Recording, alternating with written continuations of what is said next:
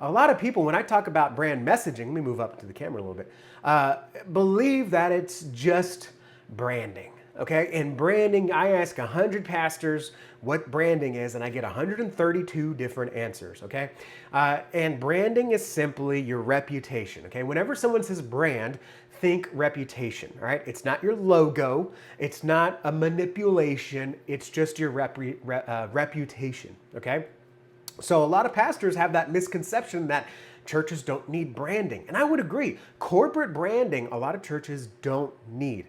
Okay, now if you get to that point where you're like growing and you're fighting a reputation, you're revitalizing, or you're just not known the way you want to be known in the community, branding is a great next step for you. But I'm not going to sit here and tell you that a church of 30 needs to worry about branding and having all the assets. Okay, some of them do, some of them don't. All right, but it is necessary for many churches, okay, because you want to have a brand, meaning you want to have a reputation. Now, again, you don't need corporate branding with all 100-page style guide and all the assets and everything. I mean, we set you up with assets, but you don't need all of that Southwest Airlines has, okay, which, by the way, if you're a designer and you want to look at a great brand guide, go look at Southwest Airlines. It's fantastic. I love their brand guide. But that's a misconception, is thinking that I don't need a brand, okay? If you think you don't need a brand, and I tell you not all churches need a brand, I'm talking about a minority, all right? A minority don't need a brand. A majority actually do. Another misconception that churches often have is they think that branding is just a tagline and a mission statement. Specifically when I'm talking about communicative branding, brand messaging, we often call it. They think that it's just a tagline. So when I tell people, do you have a brand message? And it's like, oh yeah, on fire for God to light up the world. Like, okay, first of all, great message. It's a little weird to the outsider person, but I personally like it. And then I ask, do you have a brand message? And they say, yeah, we are disciples who make disciples. All right, that's great. Mission statement are internal. We've already talked about this. We've already hammered this. Okay, I'm loving it is not McDonald's mission statement. That's their tagline. All right, you don't even know McDonald's mission statement. They're one of the largest corporations in the world. All right, because the mission statement is not a brand message. All right, and it's also not your tagline. So church brand messaging, a lot of misconceptions are out there is that, oh yeah, we have brand messaging, we had a tagline, on fire for Christ and setting the world on fire. I don't know, whatever I said before. That's a tagline. That's not your brand message. Another misconception, we'll talk about how to make your brand message in a second. Another misconception, okay, is that brand messaging doesn't change. The way that we talked about the church to people in the 80s is exactly how we should do it now. That's not the case anymore.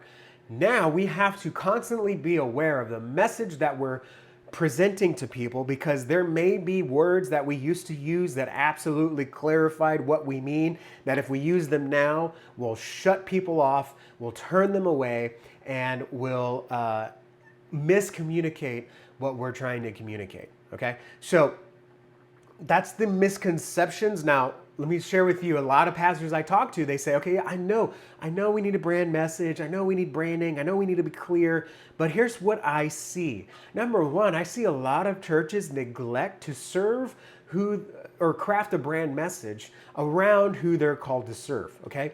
A lot of churches, especially revitalizing ones that don't exactly know what they're trying to do, they just know they need to do something, they pick a target audience. And you've heard me say this before, target audiences are only good for marketing corporations, businesses, and in the church world, church plants, okay?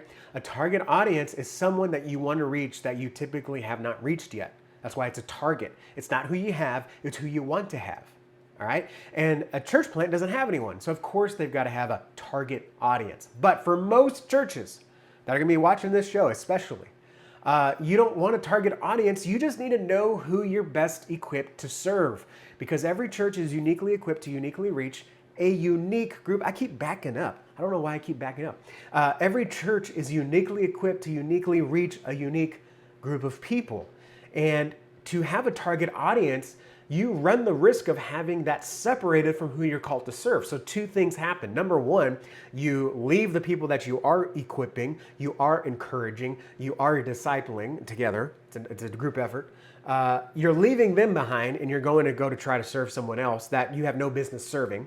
It's like leaving your congregation to go chase Korean language speaking community. You don't speak Korean. Once they come into the flock, they can't be discipled because they don't speak the language.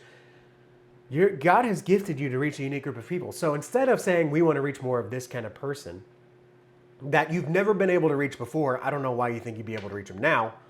Instead, look at who you are reaching. And if there is a demographic that you want to bring in that you've never brought in before, instead of looking at all the differences, which is one of the greatest assets the devil has, is getting us to see the differences of everything. We already know how frustrating this is in America.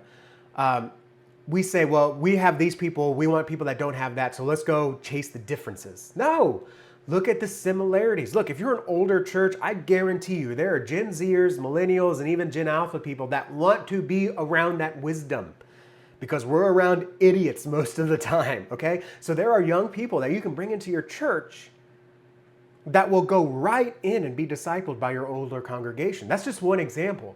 But instead, what I see a lot of churches doing, man, I'm really honing on this. I'm really honing on this target audience, but it is a pet peeve of mine. Instead, what churches do, and they say, look, we got a bunch of old heads. Let's go get some new people. Let's go get some young, driven, youth-driven activities, and we're going to spend all this money on our youth center.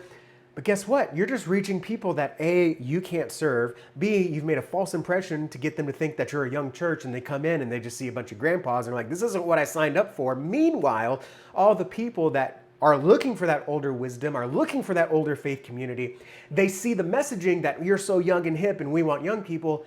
That's not what they're looking for. So you see, if you just focus on the differences, you're not going to go anywhere when you just have a target audience. So you need to make sure that as you craft your brand messaging, which we're going to talk about how to do in a second, you need to define who you're equipped to serve and stop chasing a target audience, but instead find the people that can fit into your flock, that can effectively be discipled.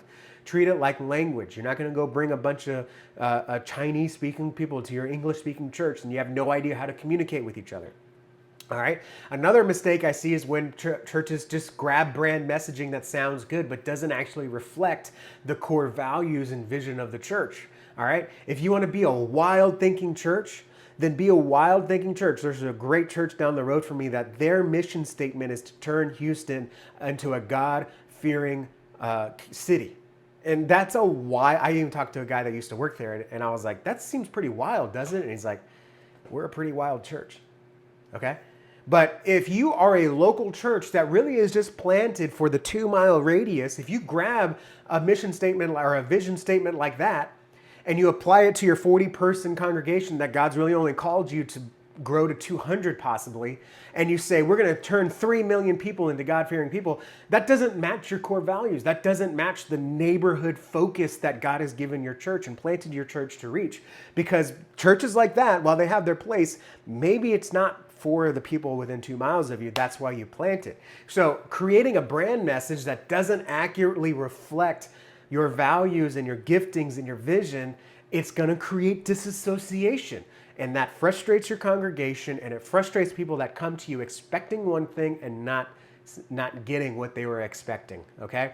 And if you notice the big theme of brand messaging when you are crafting a brand message that's more than a tagline, is to be authentic, be transparent, be you, and spend some time knowing who you are. The other mistake I see a lot, and this has nothing to do with that, is just using overly religious jargon. And that especially is going to turn off the de-churched. Because if I was hurt by a church who said that their disciples making disciples and the way they made disciples was judging you and making you dress up and be someone you're not supposed to be on Sunday morning, when I see a church that is effectively called and equipped to serve me, but I hear them say, oh, we're disciples, we make disciples, I'm going to think you're exactly like the one that hurt me, and I'm going to disengage.